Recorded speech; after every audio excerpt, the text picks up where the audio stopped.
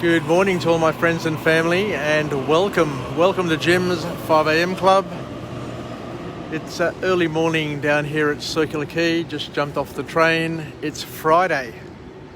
It's a short week. It was a short week at work because we had the Easter long weekend, and we've got a weekend coming up. You can see the seagulls here just starting to wake up and starting to make their annoying sort of noises. The colliery there is all fired up, ready to go. And it's a beautiful morning. It's mild, just a gentle breeze. Looks like the breeze is coming from the west, so a westerly breeze. And I'd like to take us on a journey this morning on a book summary. And the book summary is entitled Necessary Endings. Necessary Endings. It's a tough book, tough subject, but something that we all need to be cognizant of. And the author is Henry Cloud. And I remember years ago when I used to work at Telstra, there was a manager there who we actually became good friends. But I haven't seen him for years, Theo Tsepepis. And Theo would always say that all good things in our lives must eventually come to an end. And for that reason, we need to enjoy each other's company in those moments where we have each other's company and times are good. We must make the most of those times, because invariably there's going to come a day where it comes to an end and it no longer is part of our lives.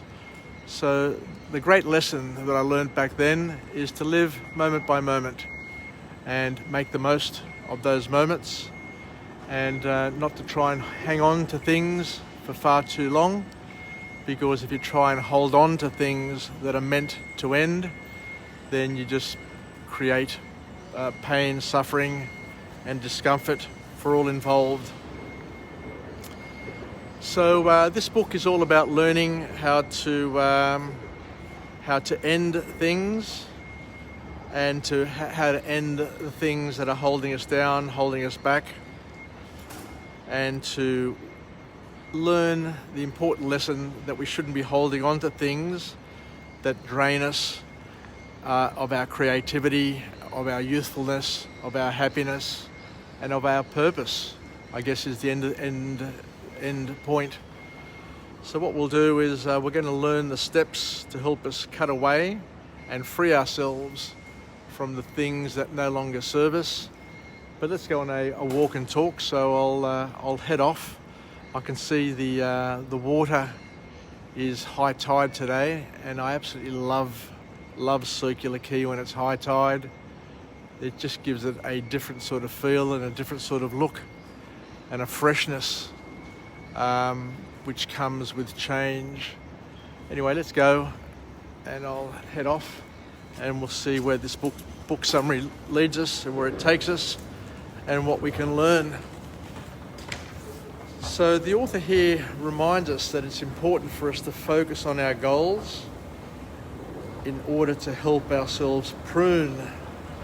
And he uses a very, very good analogy: to prune away and to free ourselves from the things that are holding us back and the things that are not allowing us reach our full potential. So because we're growing and developing, we need to continue moving, and to continue moving means that we need to shed ourselves of relationships, shed ourselves of burdens, shed ourselves of baggage that has been accumulated over time. And as we said, if that baggage no longer serves us, then we need to get rid of it. So this whole concept of pruning is very, very powerful. A very powerful analogy that needs to be embodied, because for those who have got a green thumb, I must admit I don't have much of a green thumb, but when I do get involved with the garden, I do see some results. I know that my wife Paula is really good with her gardening, and she's taught me many things, because when you prune, and I wasn't quite aware of this, but my grandfather always used to say it as well, but my wife Paula says that you need to prune, and you need to prune hard, because especially with a rose bush, because when you prune, you allow vibrant, healthy growth to occur, and after the pruning, it's amazing how quickly it grows back, and it becomes even more beautiful than what it was before, because by pruning you cut away the unruly growth, so the things that have grown in ways which are not healthy and are not serving, and you also cut away the diseased bits and the ones that are dying, the ones that are not healthy, and the ones that are not going to create the next edition or the next version of that plant. So similarly, we as humans need to prune constantly as well, and get rid of the baggage that is holding us down or weighing us down, because not pruning leads to disease and unruly growth. So by not pruning, we end up growing in ways that are not serving, that are not useful. So we need to be brutal, I guess, and focused in terms of what we're looking for and what we're trying to achieve in our lives, and to train the growth, to train ourselves, to prune those things that we don't like in terms of where they're heading, and to fertilize and to support those other things that we like in our lives, like in our world, so that they can continue to grow and develop and become a greater part of our lives. So in order to make it easier, the author gives us a few points in terms of how we change. And what we need to do, according to this author, is you need to have a sense of urgency. The worst thing in the world is the person who is comfortable, who is complacent, who is just sitting back, letting life take them wherever life wants to take them. The drifter, because they're the ones who are never going to have a sense of urgency. They're never going to have the fire to change, and they're going to end up where they're heading, which may not be a place that serves them.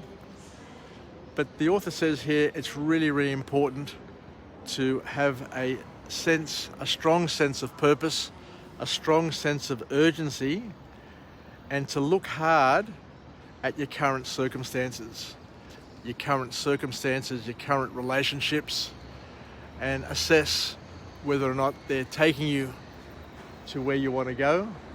Because at the end of the day, we are the directors, we are the CEOs, we are the masters of our destiny, in partnership with God, of course. But we need to understand, we need to look at ourselves and ask that question on a regular basis. Am I on track? Am I heading where I'm, where I want to head?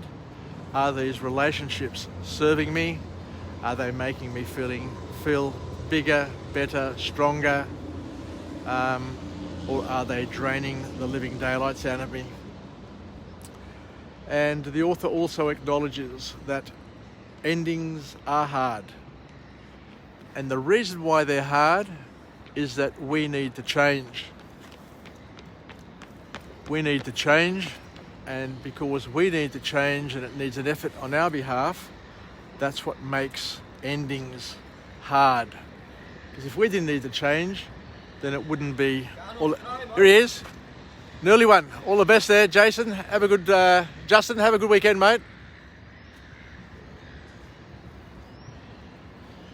So we need to use urgency to break free and to make a clean cut and to lighten our load and to set us free. So the author reminds us what we need to do is to sit down and just live our life. Look in the mirror and just smell, feel and imagine your current state, and ask yourself, is this what I want? Is this what I really want? And to let the dissatisfaction that you currently have on your current circumstances ignite your movement for improvement. So you need to feel dissatisfied. You need to taste it, feel it, smell it. It needs to irritate you to the point where you decide to make the vital change that you need in order to get the outcomes that you deserve. So how do we go about developing the energies and the power to enable us to overcome the hurdles and to break off relationships? And the way we do it is we need to set a standard. We need to sit and think and ask ourselves what we want in life and to set the standard. You set the standard, you set the benchmark and the baseline in terms of how you want to live your life. And you need to set a standard and then to sit and think, am I achieving that standard? And if you're not, then you need to do whatever you need to do to set that right, I guess, is the point that the author's making here. And when it comes to relationships, this is always a difficult one and probably not a topic that I like talking to about much, because I'm a sort of person who's pro-family, pro-relationships. But there are some people and there are some relationships which are just poisoned and need to be sorted out, I guess, is one way of looking at it. And the author here says that there are people who are in relationships, but they're only in a relationship because they are in love with the idea of being in love and not necessarily in love with the person who they share their life with. And this is a really difficult thing for people. So what the author here is suggesting is that you need to have clear communication with your partner and to tell them and to share with them what your standards are and what your aspirations are in terms of the relationship. Where you are today and where you want to be tomorrow and what your needs are. And you need to make them clear to your partner in a loving way, not in an aggressive, whingy way, but in a loving way.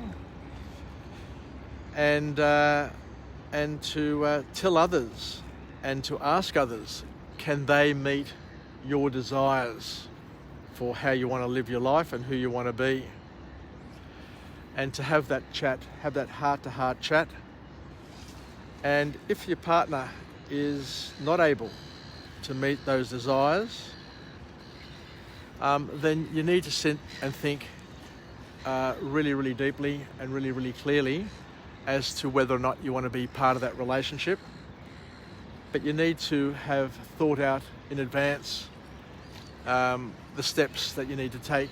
So if your partner is not willing to change or not willing to partner with you for your growth and development, then what the author here is saying is that you need to basically cut away, because you need to be with people who want to partner with you in your growth and development to help you reach your full potential and to love you as opposed to being in love with being in love.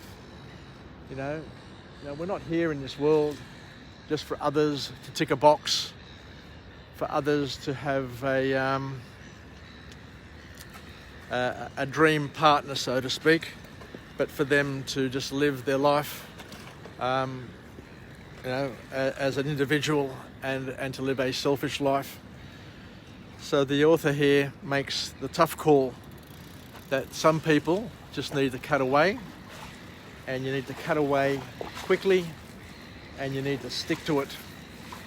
Because I remember hearing somebody years ago, and it was quite funny and also quite disturbing at the same time. And he said that it's when you get back with somebody that you've split away from or you've left. It's re-engaging with somebody that you had a falling out from, or falling out with, that you realise the reason why you had the falling out with that person in the first place, and that sometimes it's just not worth reigniting a relationship or re-engaging a friendship, because that person hasn't changed, you haven't changed, and the relationship will never be how it once was. So sometimes the best thing to do is, as we said, just to split away and to take a new path, and to hopefully find somebody or find a social circle that you fit into, because we're all growing and developing at different rates. We grow up with friends, we grow up with partners, we grow up with even our own children. They're growing and developing, we're growing and developing. We're at different paths of development and growth, and it comes to a point where we've got very, very little things in common at certain times of our lives, and we just need to realise this and to make the most of it, make the best of it. So I think I'll leave it there for now on this tough Jim's 5am Club. It is a tough topic. So I'll start heading back to work, and I'll just finish off. I see that the lights are no longer working on this sculpture over here, which is a bit of a pity, because I love it when it's all lit up. But let's head back and finish off with a positive affirmation. I'm alive, I'm well, and I feel absolutely great. To my friends and family, stay connected, stay reasonable, stay relevant, and most importantly, let's take some lessons from this book that we went through this morning, and just understand that we just need to part ways with pares, with people, with relatives, with workmates, with work environments, with employers, because as my mate Theo Tsepepis once said many years ago, all good things have a time scale and a use by date, and all good relationships eventually come to an end. It's great to keep them going for as long as possible, and there are some friendships that can last a lifetime. I've got a lot of good friends and relatives that I enjoy their company, and hopefully they enjoy my company. But we need to understand that it doesn't happen across the board and for all people, and to respect that. So take care, everybody. Yassas from Jim's 5am Club, and we'll chat again later on this morning, where I'll go through another book summary and just keep on pumping these book summaries and these Jim's 5am Clubs out until we reach that magical goal of 1,000. Yassas, Vilakya, and bye for now.